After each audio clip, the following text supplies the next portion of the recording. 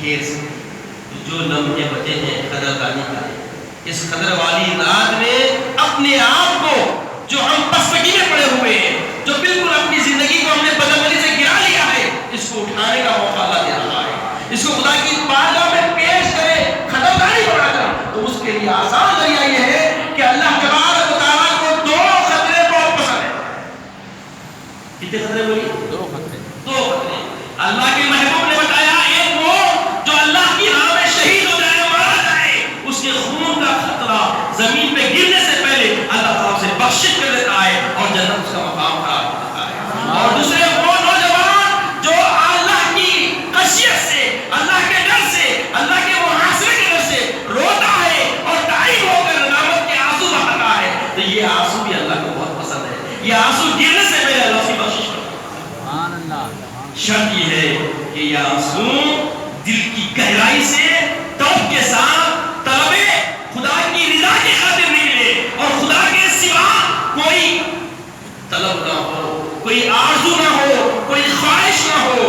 اگر بندہ خدا کی بارگاہ میں گر گیا اور رویا اور آنسو نکلا اور آنسو گرا, اللہ بخش دے گا. اور روایت میں آتا ہے کہ یہ آنسو جو اللہ کی خشیت سے نکلے, جسم کے جس حصے کو لگیں گے وہ حصے کو آگ نہیں چھوئے گی. سبحان اللہ. جہنم کی آگ نہیں چھوئے گی. عزیز و بزرگو, وقت بہت کم ہے زندگی میں.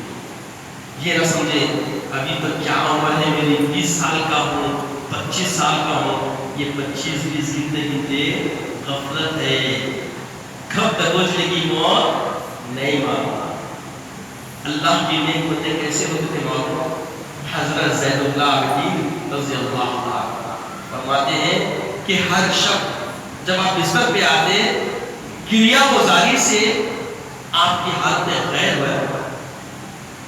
کسی نے پوچھ لیا کہ اے اللہ مانتے ہیں آپ نے بہت بڑے غم کے پہاڑ پڑے, مگر ہر روز آپ کو معلوم ہے کہ کیوں ایسا کرتے ہیں آپ اس طریقے سے کیوں گریہ گزاری کرتے ہیں؟ نہیں معلوم, یہ موت میری زندگی کی آخری, یہ نیند میری زندگی کی آخری ہو, موت آ جائے تو میں خدا کو راضی کر کے سنا چاہتا. آئے یہ آل بیت کا معاملہ ہے, یہ آل رسول کا معاملہ ہے, انہوں نے سلیقہ بتایا ہے. تو یہ ہر روز کا معاملہ بولیے کس کا ہے؟ سیدنا زید اللہ عابدین کا ہے. ارے اگر ہر روز نہیں